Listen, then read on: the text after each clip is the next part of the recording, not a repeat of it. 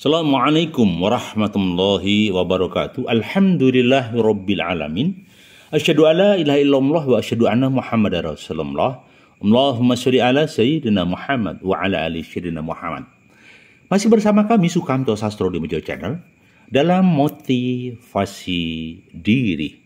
Dalam sebuah tajuk atau tema, bahagia itu mudah. Baik, bahagia mungkin dalam benak kita mudah diucapkan tetapi sulit direalisasikan. Tetapi pertanyaan saya sederhana. Apakah menggali bahagia itu seperti menggali tambang? Apakah bahagia itu harus dieksplor seperti mencari minyak bumi? Kenapa sulit? Apakah bahagia itu datangnya atau hadirnya dari lapis kerak bumi? Ataukah bahagia itu datangnya dari planet Merkurius atau planet Pluto? Tidak. Bahagia kata kuncinya adalah dari kedalaman jiwa dan roh. Maka pola pikir, pola hati, pola langkah itu yang bisa membuat kita bahagia. Oke, yang pertama adalah kenapa sih kita kok jadi sedih, murung, bingung? Ada yang memikirkan sakit nggak sembuh-sembuh. Ada yang memikirkan depresi nggak selesai-selesai. Ada yang memikirkan hidup tidak berkesudahan. Kenapa? Hai, kenapa bro? Kata kuncinya beban. Ketika kamu punya beban hidup, maka kamu sulit bahagia. Ketika kamu punya beban hidup, seakan-akan kita ini menopang semua masalah, menopang semua kesulitan hidup. Seakan-akan kita itu sang maha. Salah bosku. Kita hanya manusia yang dhaif, yang lemah. Maka kata kuncinya, ketika kamu beban, ya lepaskan bebanmu bosku. Lepaskan. Karena beban itulah yang menindih otak kita, menindih jiwa kita, sehingga kita tidak bisa bahagia. Ingat, beban itu menindih pikiran kita, menindih hati kita, jiwa kita. Akhirnya seperti dipasung kita. Seperti dipasung, seperti tidak bisa bergerak apapun. Karena apa kuncinya? Ya kuncinya itu beban. Beban yang membuat diri ini tidak bisa bahagia. Oke, jadi kalau ingin bahagia, lepaskan beban tadi. Lu bagaimana? Sederhana, jangan dipikir. Sederhana, jangan menekan hati. Loh lah kalau sulit, setiap kesulitan pasti ada kemudahan. Setiap masalah pasti ada problem solving. Ingat hukum dunia. Setiap badai pasti berlalu. Setiap hujan pasti diakhiri dengan terang. Setiap kegelapan diakhiri dengan terang benderang. Setiap kali datangnya senja akan disusul pagi hari. Itulah kehidupan. Tidak ada kesedihan yang abadi. Tidak ada kebahagiaan yang abadi. Maka dinamikanya hidup adalah bahagia dan susah. Maka manakala sebuah masalah ini menjadi beban dalam hidupmu, kamu tidak bahagia. Oke? Ya. Baik, yang berikutnya. Bukankah bahagia itu yang membuat kita bersyukur, tapi rasa syukur yang membuat kita bahagia? Maksudnya gimana? Bukan bahagia ini yang membuat kita bersyukur. Wah, kita bahagia bersyukur. Enggak. Tak ulang. Karena kita bahagia, kita bersyukur. Bahagia hatiku, ya Allah, aku bersyukur begitu. Enggak, bosku. Justru rasa syukur itu membuat kamu bahagia. Dibalik ya. Bukan kamu kaya terus bersyukur, kamu pintar, kamu bersyukur, kamu jadi bos bersyukur, kamu jadi top markoto bersyukur. Paradigmanya dibalik. Ketika kamu memunculkan rasa syukur, ya, rasa syukur, kamu pasti akan bahagia. Syukur dulu kuncinya. Kuncinya syukur dulu, baru kamu bisa bahagia. Contoh begini misalnya. Ketika hari ini kita sudah punya pekerjaan dengan gaji UMR, bilang alhamdulillah ya Allah, hari ini aku sudah bekerja, biarpun gajinya UMR di Sragen 2 juta. Alhamdulillah. Berarti bagaimana uang ini saya cukupkan 1 bulan saya menabung 500, untuk operasional kebutuhan kita 1.500.000. Maka ketika memunculkan rasa syukur tadi, kebahagiaan akan hadir. Contoh lagi. Kita punya motor. Misalnya motornya cuman, maaf ini, seharga 5 juta. Merek SS misalnya, contoh. Kemudian kita bicaranya begini mindset kita. Alhamdulillah ya Allah, kita bisa bersyukur karena kita punya motor ya Allah. Terima kasih ya Allah. Saya bersyukur hari ini ya Allah. Dia akan datang. Kita mensyukuri nikmat Allah dengan motor senilai 5 juta tadi. Orientasi pikirnya sederhana. Saya punya motor senilai 5 juta. Itu ada temenku jalan kaki. Itu ada saudaraku naik sepeda ontel. Aku punya motor senilai 5 juta. Aku enak. Rasa syukur. Lagi misalnya. Ketika suatu saat anak kita pergi jauh, nggak pulang, atau mungkin anak kita meninggalkan kita. Seharusnya dalam konsep benak kita begini. Alhamdulillah anak-anak kita mandiri, sudah dewasa, sudah punya rumah tangga sendiri, kehidupannya masing-masing. Kita ketika sudah tua, mungkin pasangan suami istri menikmati masa tuanya sambil beribadah, bersyukur, ta'lim. Enak. Ya, tapi sebaliknya ketika kita keluh kesah muncul, orang Jawa bilang, ojo sambat ngregeti jagat. Jangan mengeluh, bikin peluh. Jangan merasa menderita, kamu akan kecewa. Oke, kembali pada persoalan kita, justru rasa syukur itulah yang membuat seseorang bahagia. Maka bingkai otak kita, bingkai benak kita harus muncul rasa syukur. Syukur, syukur, dan syukur. Alhamdulillah, alhamdulillah, alhamdulillah. Apapun skenario-nya Allah, apapun skenario-nya Allah, kita harus bahagia. Jangan sampai kita tidak bahagia, rugi bosku.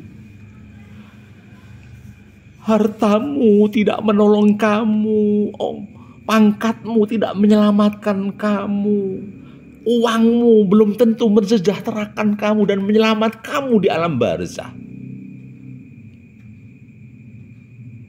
Oke.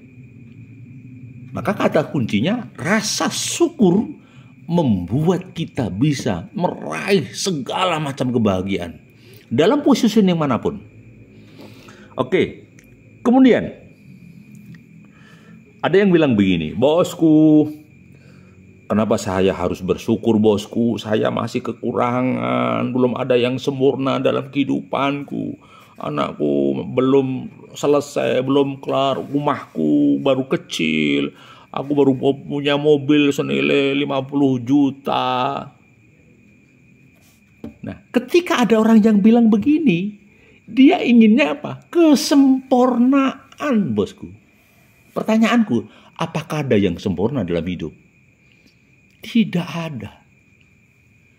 Yang ada, hidup itu adalah merasa cukup atau merasa kurang. Ketika seseorang ingin meraih kesempurnaan, dia terperosok kepada kekurangan. Ketika seseorang ingin meraih keabadian dan kesempurnaan, maka dia akan terperosok kepada 1001 kesedihan dan kekurangan. Maka merasa sempurna itu tidak ada. Boleh sih merasa sempurna, tetapi tidak ada kesempurnaan di dunia. Karena hakikatnya hidup di dunia ini tidak ada yang sempurna. Yang ada adalah dinamika. Kami ulang, dinamika. Oke. Jadi ketika seseorang berharap ada kesempurnaan dalam hidupnya, ya, maka dia sulit menemukan rasa puas. Dia tidak akan pernah puas. Karena apa? Rezeki yang datang dari Allah pun tidak pernah puas. Kita berhitung saja misalnya mata kita. Tiap hari berkedip. Kalau kita nggak berkedip ya, melek artinya apa itu? Ketap-ketip, bahasa Jawanya ketap-ketip. Ketika ketap-ketip itu mengeluarkan kelenjar air mata. Itu menyehatkan pelupuk mata kita. Mata kita bisa berkedip, memandang dunia nan indah, memandang kehidupan nan cerah dengan mata, bosku. Di pagi hari kita mendengarkan kokok ayam, di saat subuh ceria mendengarkan azan, mendengarkan gelombang laut nan dahsyat yang ada di pantai, mendengarkan desau angin gunung di pegunungan, melihat matahari terbit di ufuk timur. Ya Allah, nikmat sekali hidup ini. Punya tangan dan kaki, jemari yang bisa digerakkan, otak yang bisa diberpikir. Nikmat mana yang kau dustakan, bosku? Nikmat mana? Maka orang jadi sulit bahagia. Karena apa? Merasa kurang, merasa harus menuju kesempurnaan. Salah, bosku. Yang betul bagaimana? Sudahlah, terima beres apa adanya.